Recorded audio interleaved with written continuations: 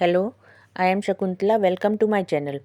आज के वीडियो में हम BPCC 109 डेवलपमेंटल साइकोलॉजी के जो क्वेश्चंस हैं उनको डिस्कस करेंगे। ओके, आज से स्टार्ट कर रहे हैं हम BPCC 109। ओके, फर्स्ट क्वेश्चन हम ले रहे हैं, difference between development and growth. Discuss issue in developmental psychology. Okay, तो ग्रोथ क्या है एंड डेवलपमेंट क्या है, इसमें डिफरेंस बताना है। तो ग्रोथ क्या होता है? It is a structural and physiological changes occur in human body. ठीक है, मतलब जो हमारे जब हम पैदा होते हैं उससे लेकर हम जब ग्रो करते हैं तो हमारे बीच में बहुत सारा डिफरेंस आ जाता है। हमारे फेस स्ट्रक्चर चेंज हो जाता है, हमारी हाइट चेंज हो जाती है, हमारी वेट चेंज हो जाता है। तो ये सब चीज़ें क्या है? हमारी ग्रोथ है, ग्रोथ को इंडिकेट करती हैं। तो हम देखते हैं कि छोटा बच्चा होता है, हम बोलते हैं कि इसकी ग्रोथ प्रॉपर नहीं हो रही, या अच्छे से इसकी हाइट नहीं बढ़ रही, इसका वेट नहीं गेन हो रहा, तो वो है ग्रोथ। ठीक है, अब डेवलपमेंट क्या है? It refer to growth as well as those changes in behaviour which result from environmental stimulation. Means क्या है? ग्रोथ के साथ साथ जो बिहेवियर्स वो जो ह्यूमन है या पर्सन है या चाइल्ड है वो अपने अंदर गेन करता है एनवायरमेंटल स्टिमुलेशंस की वजह से। यानी कि जिस सिचुएशन में वो है उस सिचुएशन की वजह से उसके अंदर जो बिहेवियर आता है, जो बिहेवियर वो अपने अंदर एक्युमुलेट करता है, उसको हम कहते हैं development. Growth can be measured. Growth को हम मेजर कर सकते हैं, जैसे हाइट को हम मेजर कर सकते हैं, वेट को हम मेजर कर सकते हैं। डेवलपमेंट को ओनली हम ऑब्जर्व कर सकते हैं, यानी किसी के अंदर कितना डेवलपमेंट है वो केवल देखा जा सकता है या ऑब्जर्व किया जा सकता है, उसको मेजर नहीं कर सकते। ठीक है, यानी कि ग्रोथ क्या है? ग्रोथ हमारी हो गई क्वांटिटेटिव। ठीक है, और डेवलपमेंट हमारी हो गई क्वालिटेटिव।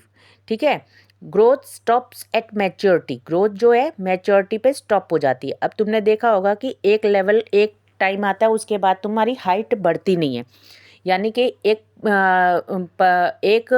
लिमिट तक हाइट बढ़ती है, तो यानी कि मैच्योरिटी पर वो ग्रोथ स्टॉप हो जाती है।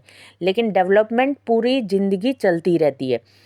तो development spreads across the life span. Okay, यानी कि हमारी डेवलपमेंट जब तक हमारा जीवन है तब तक चलती रहती है। ओके, करके आप लिख दोगे ग्रोथ एंड डेवलपमेंट का डिफरेंस। अब आता है इशू इन डेवलपमेंटल साइकोलॉजी।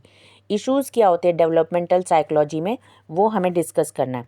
तो फर्स्ट इशू है कंटिन्यूटी वर्सेस डिसकंटिन्यूटी। कंटिन्यूटी का मीन्स क्या है? साइकोलॉजिस्ट मानते हैं कि डेवलपमेंट जो है स्मूथ प्रोसेस है without any sharp distinct stages through which individual must pass. Development is process of the gradual accumulation of behavior, skill and knowledge. Means continuity जैसे डेवलपमेंट होता है, कोई भी इंसान बढ़ता है धीरे धीरे, उसके अंदर क्या एक्युमुलेशन होता रहता है बिहेवियर्स का, स्किल्स का, वो लगातार कुछ ना कुछ सीखता रहता है। ठीक है, और डिसकंटिन्यूटी क्या है? Development is a series of discrete stages, each of which is characterized by what had gone on the past and how well the child was able to master the task of the period. तो discontinuity का मतलब है कि जो बच्चे के जीवन में बढ़ते जब वो डेवलपिंग स्टेज पे होता है उसके साथ में क्या बिहेवियर हुआ, उसके पास्ट में क्या हुआ जिसकी वजह से उसके बिहेवियर चेंज हो सकते हैं। ठीक है, तो ये इशू है एक डेवलपमेंटल साइकोलॉजी में कि इसको हम किस तरह से लें, क्योंकि डेवलपमेंट करते समय बच्चे के सिचुएशन के ऊपर भी डिपेंड करता है कि बच्चा कैसे डेवलप होगा। स्मूथ उसका प्रोसेस होगा, हर चीज़ वो अच्छे से बिहेवियर, स्किल्स, नॉलेज अपने अंदर गेन करेगा। ठीक है, या सिचुएशन की वजह से उसकी ये सब स्किल्स और नॉलेज, बिहेवियर सीखने की प्रोसेस में बाधाएं आएगी, है ना। तो अब ये हो गया। नंबर 2 है स्टेबिलिटी वर्सेस चेंजेस। ठीक है, अब स्टेबिलिटी वर्सेस चेंजेस में क्या लिखेंगे? लाइक बिहेवियर और traits such as shyness stay stable in the its expression over time और चेंज।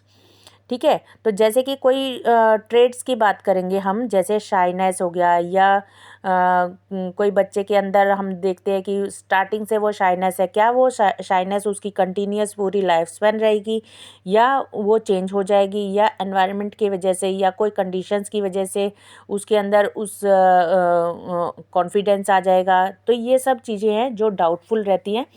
ये इश्यूज़ है हमारे साइकोलॉजिकल डेवलपमेंट में। ओके। थर्ड थर्ड पॉइंट आता है nature versus nurture. Nature versus nurture मतलब नेचर जो हो गया जेनेटिकली किसी बच्चे के अंदर जो कैरेक्टर्स हैं, हेरिडेटरी फैक्टर्स हैं उसके अंदर, ठीक है। Behaviour ultimately developed by the child is due to hereditary factor और एनवायरमेंटल फैक्टर, ठीक है ना। तो एक तो हो गया हेरिडेटरी फैक्टर जो नेचर की वजह से यानी कि उसकी जेनेटिक्स की वजह से आए उसके अंदर।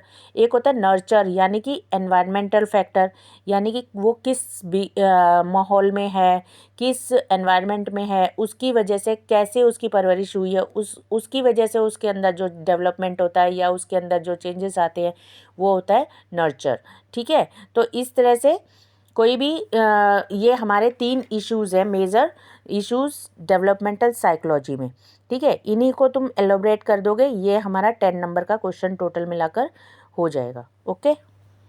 BPCC 105 के भी मैंने वीडियोस बना रखे हैं, वो भी आप जाके देख सकते हैं। Okay. Subscribe, share and like my videos. Thank you.